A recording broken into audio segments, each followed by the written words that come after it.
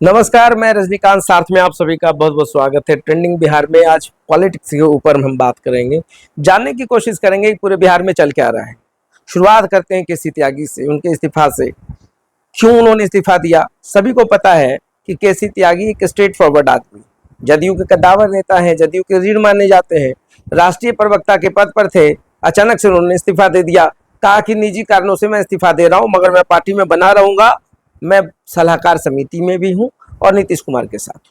अचानक क्यों देना पड़ा इस्तीफा?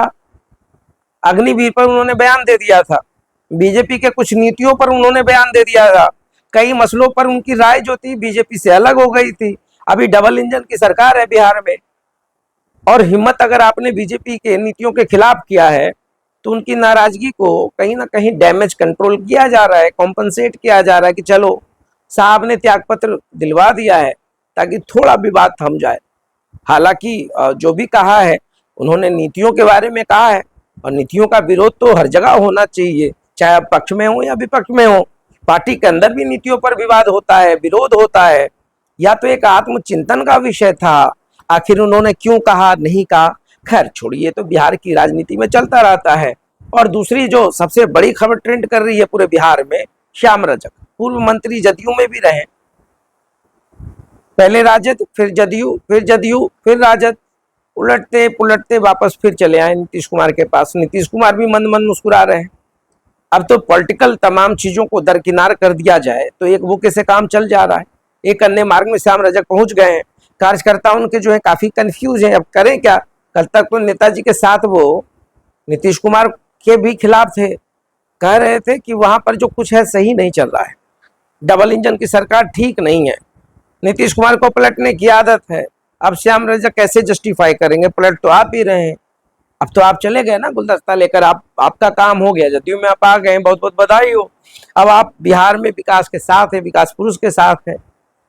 अब तेजस्वी यादव भी बहुत ज्यादा इस पे बयान नहीं दे रहे हैं, बस कह रहे हैं जहां रहिए ठीक से रहिए, बार बार इधर उधर भागते मत रहिए।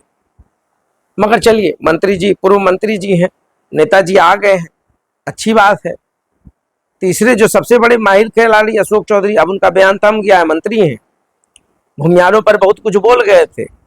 जब काउंटर अटैक होने लगा, जब अनंत सिंह चिल्लाने लगे, जब खुद पूर्व मंत्री नीरज सिंह उनके खिलाफ हुए, तमाम बड़े बड़े नेता खिलाफ होने लगे, तो फिर अशोक चौधरी ने कहा कि नहीं, हम तो भूमियारों के गोद में पले बड़े हैं।